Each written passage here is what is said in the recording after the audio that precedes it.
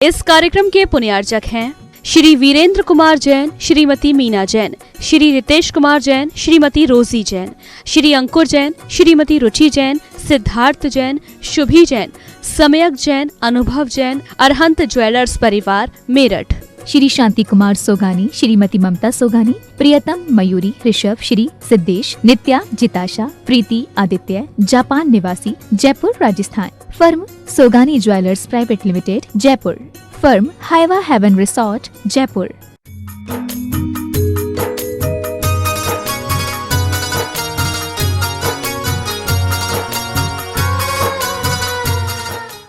नमो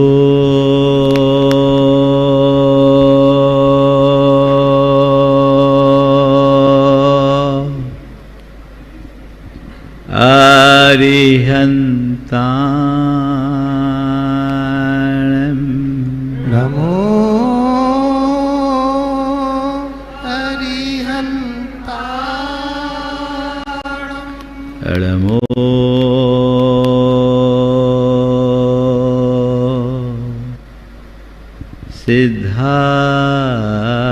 सिद्धाणम्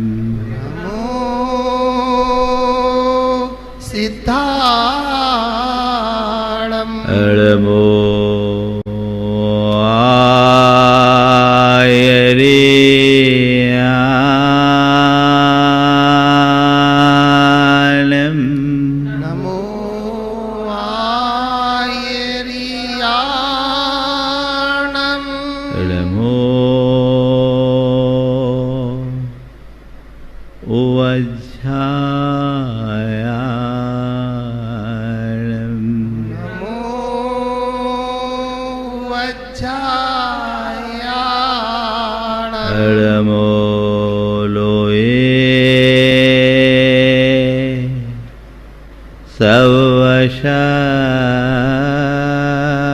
सवशाहुनम नमो लोए सवशाहुणम एषो पंच अळमोयारो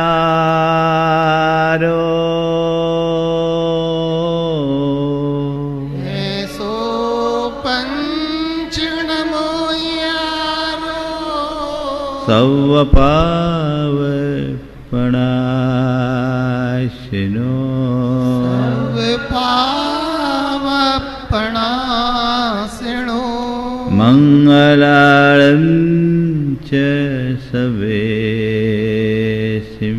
मंगलाळं च सवेसिं पढमं होय मंगलम पढ़मं होय मंगलम। जय बोलो देवादिदेव खतराट श्री भगवान महावीर स्वामी की जय जय जय।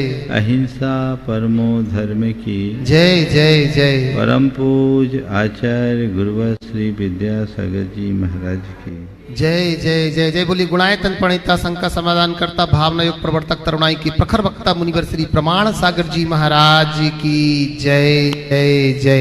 मुनि संघ की जय जय। आज का दिन श्रमण संस्कृति के इतिहास का बड़ा महत्वपूर्ण दिन है। मैं तो ये कहूँगा कि आज का दिन कोरा दिन नहीं, आज के दिन से एक नए युग की शुरुआत हुई। हम सबको पता है कि आज से 56 वर्ष पूर्व परम पूज्य आचार्य ज्ञान सागर जी महाराज के कर कमलों से एक विद्याधर नामक ब्रह्मचारी दीक्षित हुआ, जिसे मुनि विद्यासागर के नाम से जाना गया। अगर इस प्रसंग को देखते हैं तो यह एकमात्र घटना बनकर रह जाती है, पर मेरी दृष्टि में आज की तिथि में जो कुछ घटा वो महज घटना नहीं है, पूरा युग है। क्यों? क्योंकि आचार्य विद्यासागर के मुनि बनते ही श्रमण परंपरा में नए युग की शुरुआत हुई है। हम सबको पता है कि जिस समय आचार्य महाराज की दीक्षा हुई थी उस समय भारत में मुनियों की संख्या नगण्य थी और जो मुनि थे भी उनकी मान्यता बहुत अधिक नहीं थी। समाज का बहुसंख्यक वर्ग मुनियों से दूर हो रहा था। ऐसे समय में आचार्य महाराज का दीक्षित होकर हम सबके मध्य आना, मैं समझता हूं पूरी की पूरी मरणासन श्रमण संस्कृति में प्राण फूंकने जैसा है। अपने बात की शुरुआत मैं पंडित कैलाश चंद सिद्धांत शास्त्री के एक वक्तव्य से करना चाहता हूं, जिसे उन्होंने परम पूज्य आचार्य महाराज के प्रथम दर्शन की प्रतिक्रिया स्वरूप प्रकट किया था। पंडित कैलाश चंद सिद्धांत शास्त्री जैन जगत के मूर्धन्य मनीषी विद्वानों की श्रेणी में थे। वे उन दिनों शास्त्री परिषद के अध्यक्ष भी हुआ करते थे। जब उन्होंने पहली बार आचार्य महाराज के ब्यावर में दर्शन किए,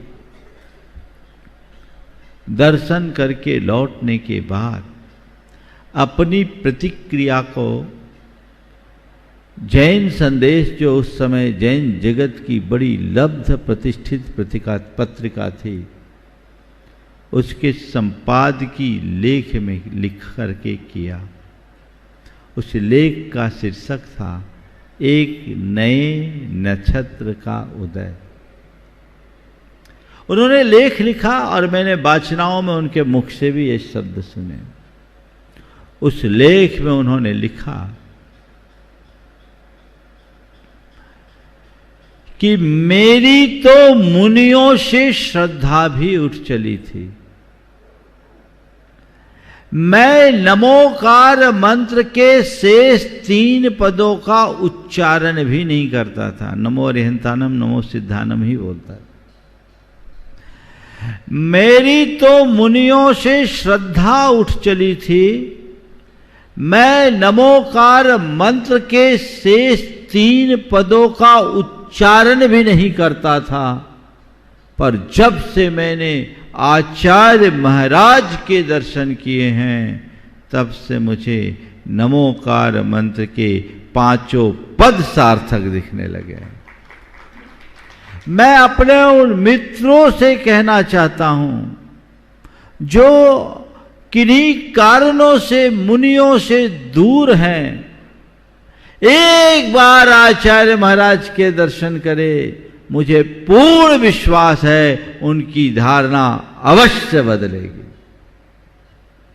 ये उद्गार थे पंडित कैलाश चंद सिद्धांत शास्त्री के, जिसे उन्होंने आचार्य महाराज के प्रथम दर्शन के उपरांत प्रकट किए थे।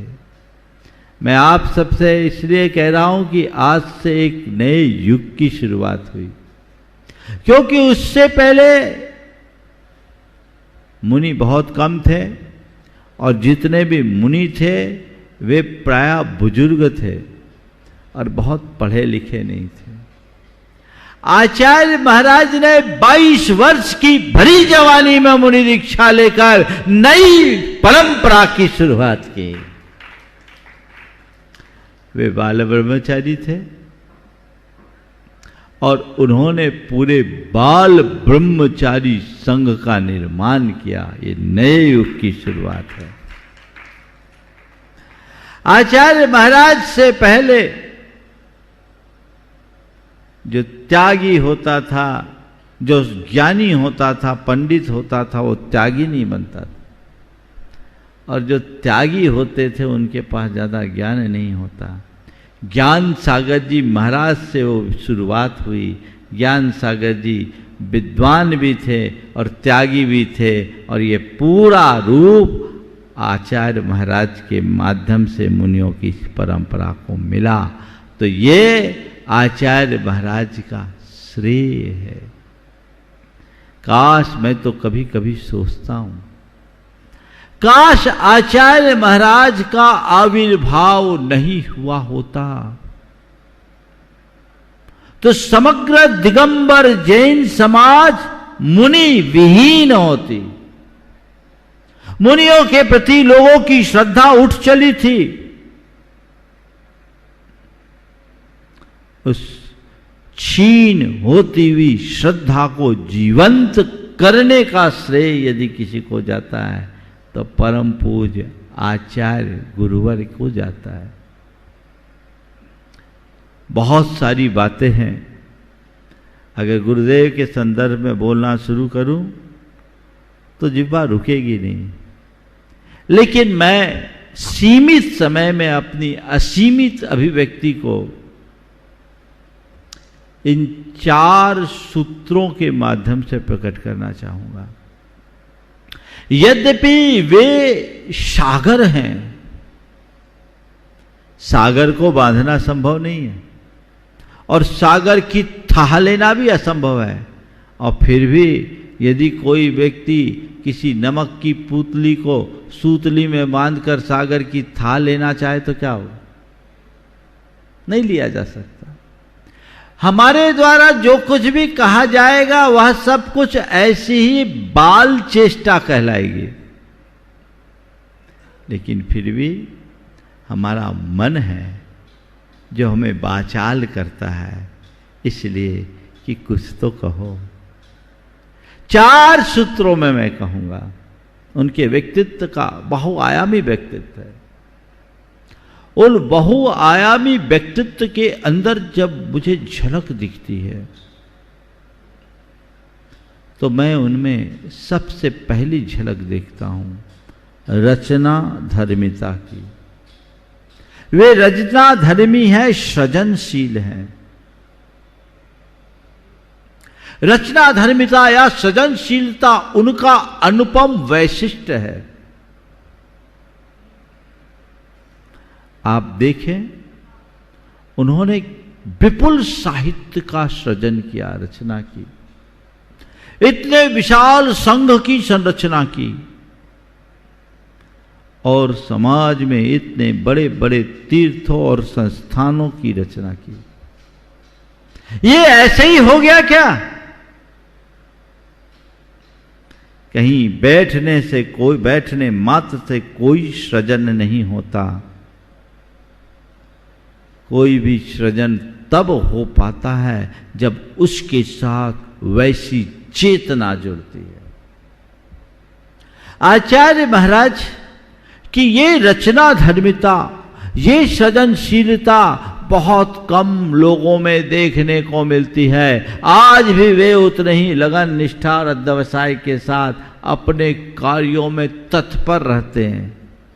मूक माटी महाकाव्य जैसे कृति का सृजन अपने आप में एक बहुत बड़ी उपलब्धि है, जिसने जैन जगत को पूरे विश्व में असाधारण प्रतिष्ठा प्रदान की। उनके द्वारा कुंडलपुर, रामटेक, नेमावर, बीनाबारा और अन्य जो अभी बन रहे हैं कितने क्षेत्र, इतने सारे क्षेत्र प्रदान किए गए जो आने वाले सहस्राब्दियों तक जैन संस्कृति की गौरव गाथा को गाएगा। और इतने बड़े बाल ब्रह्मचारी संघ का जो निर्माण किया, ये पिछले हजारों सालों के अतीत के इतिहास में देखने को नहीं मिलता। हमने बड़े बड़े संघों का इतिहास देखा, लेकिन ऐसे एक भी संघ का इतिहास मुझे पिछले 800 से 1000 वर्ष के ज्ञात इतिहास में देखने को नहीं मिला जिसके नायक बाल ब्रह्मचारी हो और पूरा संघ बाल ब्रह्मचारी है। सृजन बहुत बड़ी बात नहीं है, गुणवत्तापूर्ण सृजन। संरचनाएं कोई भी कर लेता है,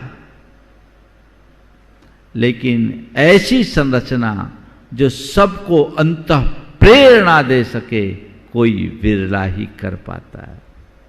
ये सृजन धर्मिता उनकी विलक्षणता है, वो उनका अनुपम वैशिष्ट्य है।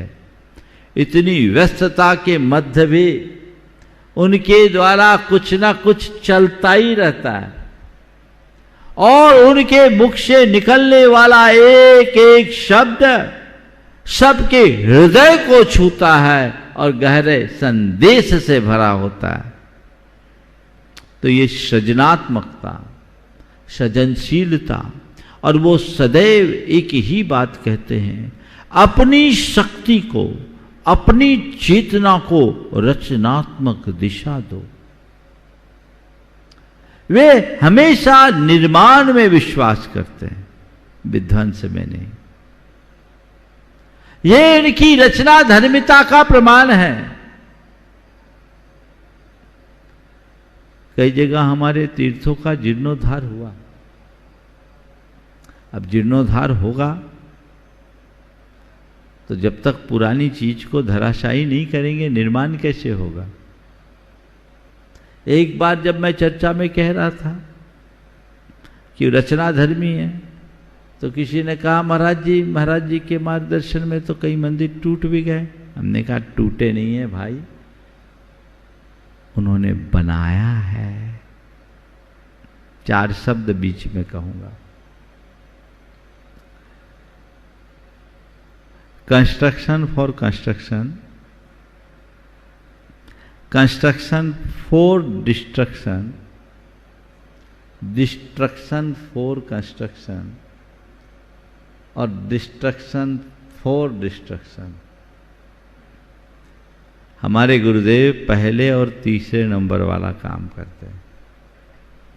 उन्होंने जो भी कंस्ट्रक्शन किया वो कंस्ट्रक्शन के लिए किया और कदाचित कुछ डिस्ट्रक्शन हुआ भी तो वो केवल कंस्ट्रक्शन के लिए हुआ। ऐसा निर्माण मत करो जो विध्वंस का कारण बने, और विध्वंस के लिए विध्वंस कभी मत करो। कदाचित किसी विध्वंस से निर्माण की संभावना दिखती है तो उसमें संकोच मत करो, क्योंकि नाश से ही निर्माण होता है। तो ये सृजनात्मकता उनकी विशिष्टता है, पहली बात। दूसरी बात, आध्यात्मिकता उनका दूसरा वैशिष्ट्य है। वे एक साधक है, आध्यात्मिकता से ओतप्रोत है। हर साधक के अंदर अध्यात्म होता है और आध्यात्मिकता के अभाव में साधक की साधना फलीभूत भी नहीं होती। लेकिन आचार्य महाराज को जब मैं देखता हूं तो पाता हूं आध्यात्म उनमें कूट कूट कर भरा हुआ है, कूट कूट कर भरा हुआ है। जो निष्प्रहता, अनासक्ति, अकर्तृत्व का भाव एक साधक में होना चाहिए, वह सब उनमें लक्षित होता है। ऐसा मैं इसलिए नहीं बोल रहा हूं कि वे मेरे गुरु हैं, ऐसा मैं केवल इसलिए बोल रहा हूं कि मैंने उनमें ये सब देखा है। गहन आध्यात्मिकता, इतने बड़े संघ का संचालन करने के बाद भी जिनके हृदय में संघ से कोई लगाव ना हो, समाज को इतना दिशा दर्शन देने के बाद भी जिनके मन में किसी से जुड़ाव ना हो,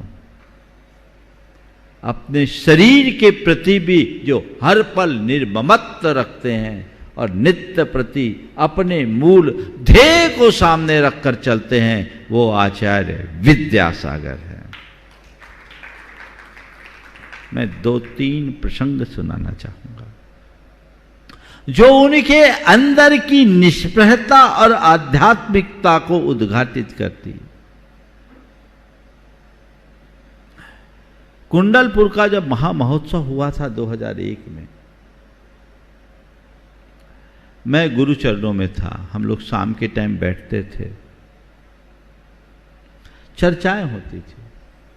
एक दिन चर्चा के क्रम में मैंने कहा, गुरुदेव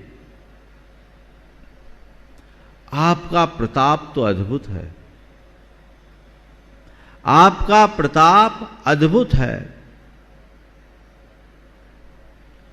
शांति सागर जी महाराज महान थे, पर फिर भी उनका संग उनके काल में पूरी तरह बंधा नहीं था। उनके जीवन काल में भी कई आचार्य हो गए थे, परंतु आज भी आपका पूरा संघ आपसे बंधा हुआ है। मैंने कहा आज भी आपका पूरा संघ आपसे बंधा हुआ है। गुरुदेव ने जो बात कही उसने मुझे बहुत गहरे तक प्रभावित किया। उन्होंने कहा मैं कौन होता हूं बांधने वाला, मैं कौन होता हूं बांधने वाला। जब तक तुम लोग आज्ञा मान रहे हो, बंधे हो, जिस दिन छोड़ दोगे सब छूट जाओगे। दूसरा कोई होता तो चेहरे पर मुस्कान आती, प्रशंसा किसे अच्छी नहीं लगती।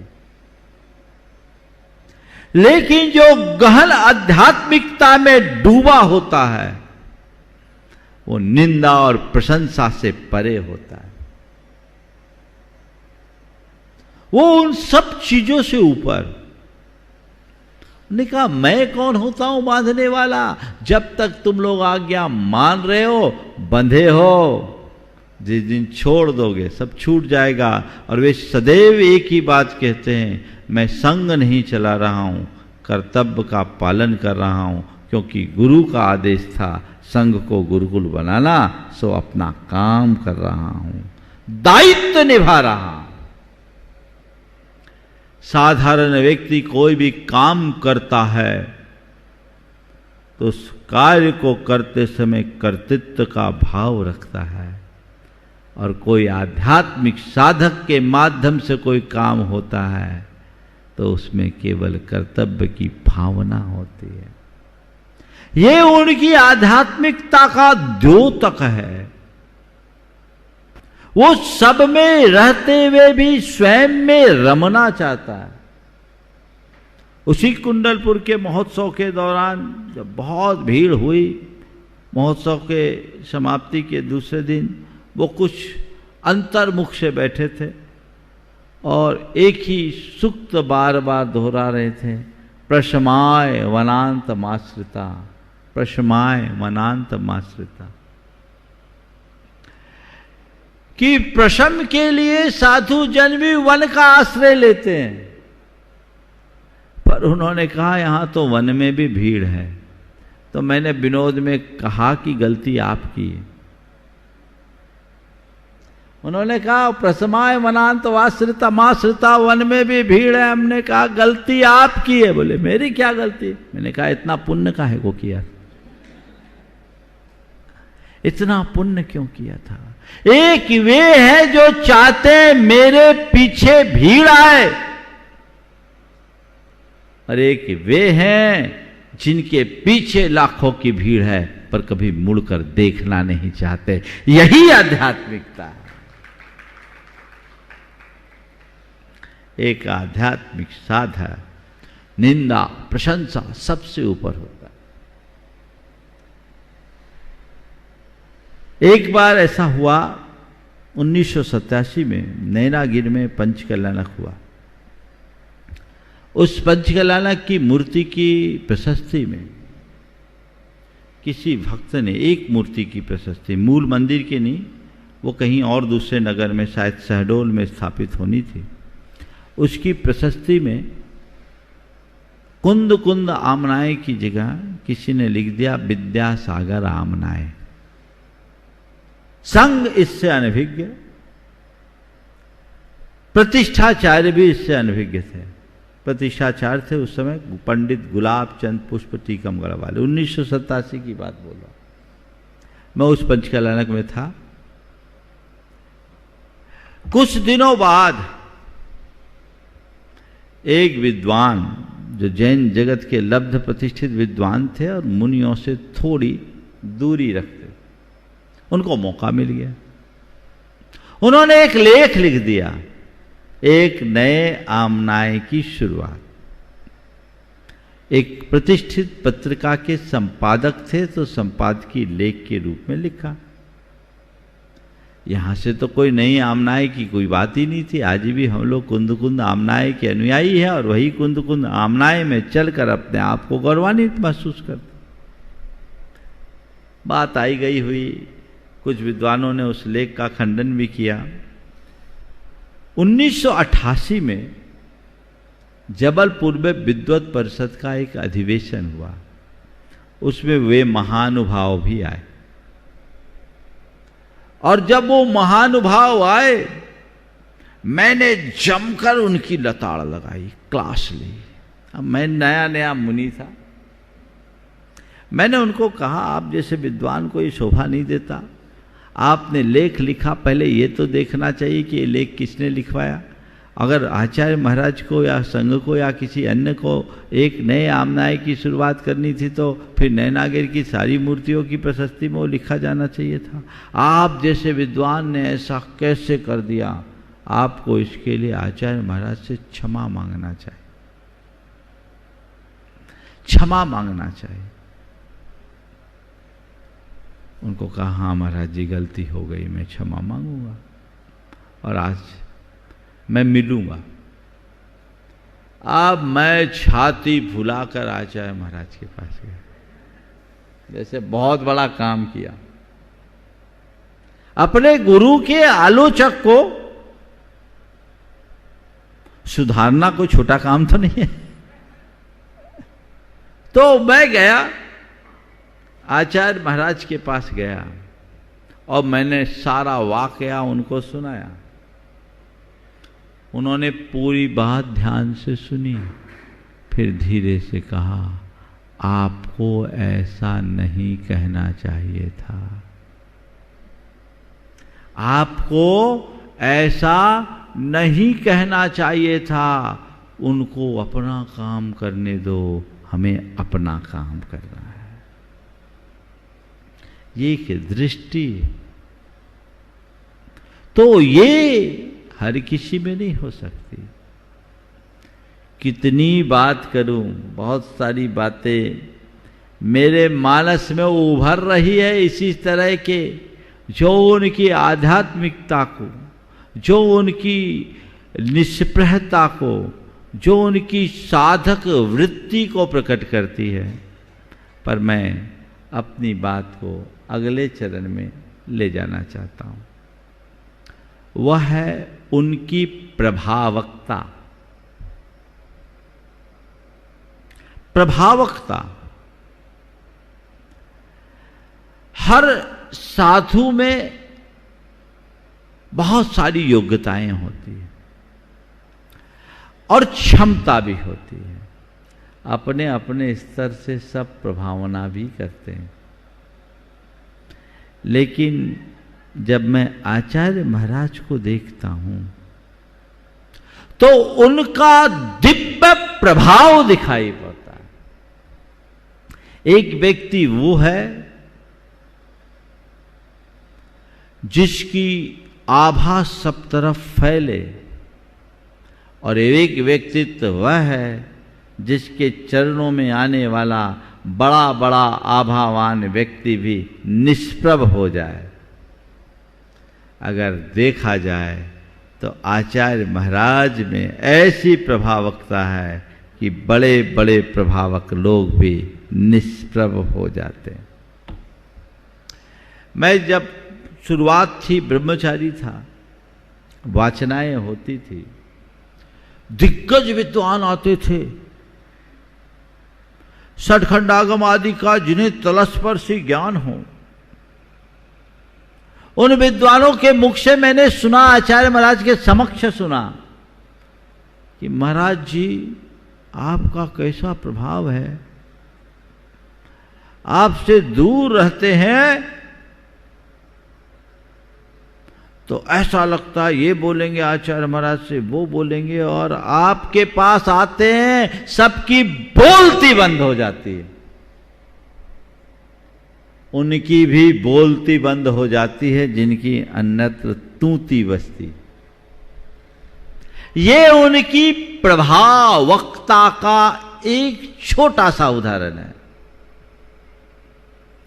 पर मैं उनकी प्रभावकता को और व्यापक संदर्भ में ले जा रहा हूं। यह उनकी प्रभावनाई तो है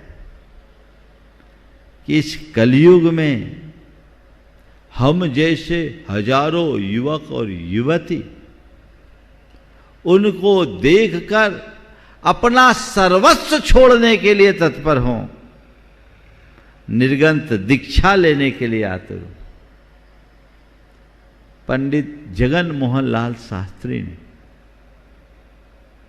1993 में रामटेक में आचार्य महाराज का आचार्य पदारोहण दिवस था, उस दिन एक बात कही थी। उन्होंने एक बड़ी बात कही कि जो प्रभावना आचार्य कुंद पूज्यपाद वीरसेन अकलंक आदि ने की,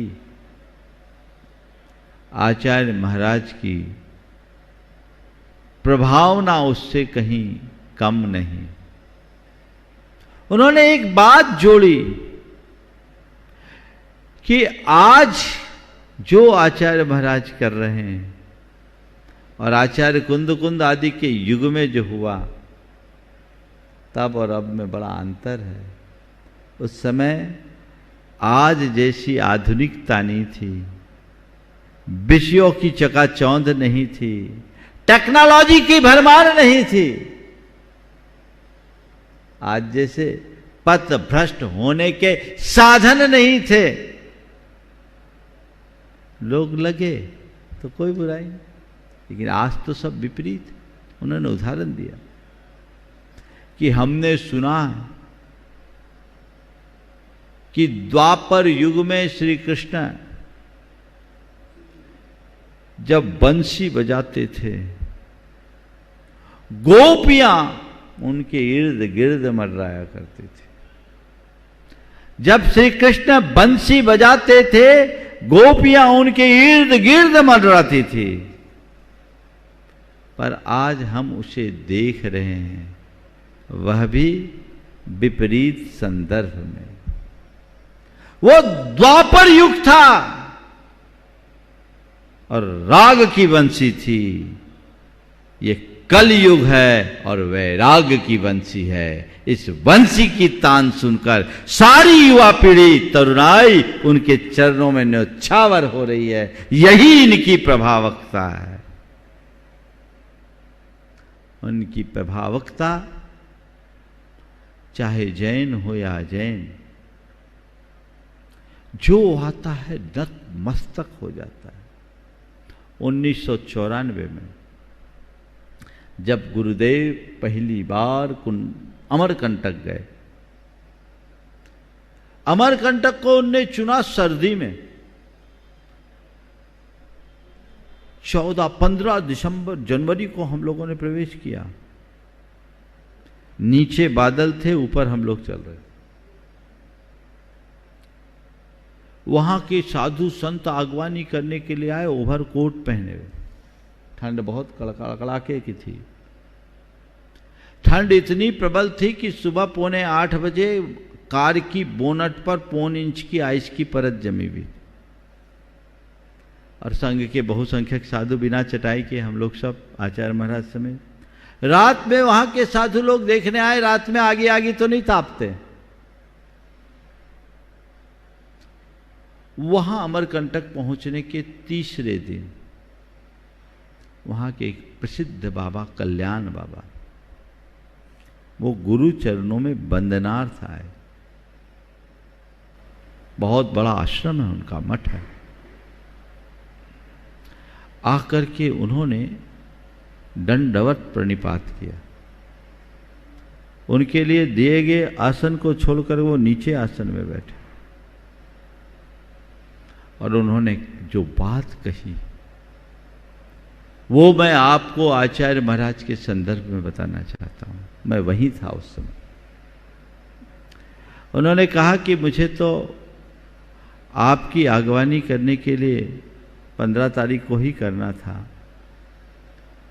लेकिन हम लोगों का कार्यक्रम सुबह का शाम हो गया था, मौसम बिगड़ जाने के कारण। जो आगवानी सुबह होनी थी शाम, उनके कोई कार्यक्रम थे तो उनको जाना पड़ा। बोला आज मैं आया, जब से आपके बारे में सुना तब से मन बड़ा व्याकुल था, आपके दर्शन करने के लिए आतुर था, और जब आपके सामने आया हूं तो मुझे लग रहा है मैं आपके नहीं भगवान के दर्शन कर रहा हूं। भगवान के दर्शन कर रहा हूं। और उन्होंने निवेदन किया, महाराज जी कल्याण आश्रम को भी सर्वोदय का एक छोटा सा कोना मानकर स्वीकार कीजिएगा। जबकि सर्वोदय में उस समय कुछ नहीं था, कल्याण आश्रम बहुत बृहद आश्रम था। आने के बाद मुद्रा को देखकर अगर सामने वाला अभिभूत हो जाए तो यही प्रभावना है, और ये असाधारण प्रभावात्मकता आचार्य महाराज की थी। एक प्रसंग और कल्याण जी को देख के याद आ गया। जब आचार्य महाराज ईश्वरी में थे, चातुर्मास के उपरांत उनके मन में कोलकाता जाने का विचार आया, और वो तो ईश्वरी से बिहार कर दिया। इन लोगों में हड़कंप मच गया। अब आचार्य महाराज कोलकाता जाएंगे, वहां की तो व्यवस्था बड़ी विचित्र है, दिगंबर अवस्था में कैसे लेकर चलें। इन लोगों ने उल्टा श्रीफल चढ़ाया, मतलब तरह तरह की बातें की ताकि आचार्य महाराज इनकी बातों में आकर अपने निर्णय को बदल दें। गुंजाइश है तो बात पूरी करूं, 2-3 मिनट में बात पूरी हो जाएगी। तो समय हो रहा है, इसलिए आज का संदर्भ ऐसा है, इसको पूरा हो जाने दो। मैं कह रहा था ये लोग घबराए, पर आचार्य महाराज दृढ़ निश्चय के धनी, वो तो एक बार कदम बढ़ा दिए तो बढ़ा दिया, और कोई निर्णय लेने से पहले किसी से पूछते नहीं, और निर्णय लेने के बाद उसमें फिर किसी से पूछ के सुनते नहीं। वो चल दिए, आगे बढ़े।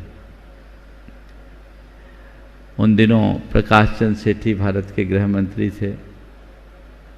राय बहादुर जी, हरक चंद जी पांड्या उनके समधी थे।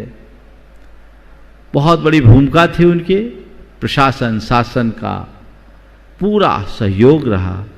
लेकिन जहाँ जहाँ आचार्य महाराज गए सर्वत्र जय जयकार हुई, आशातीत प्रभावना।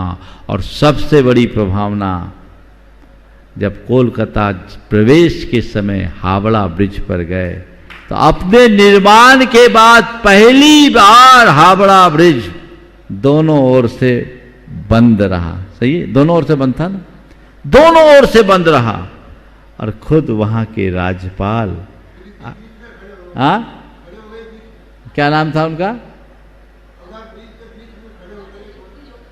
आचार्य महाराज बीच के बीच में खड़े हुए थे। देखा था राज्यपाल कौन थे उस समय, वहां के राज्यपाल आगवानी के लिए आए थे ना।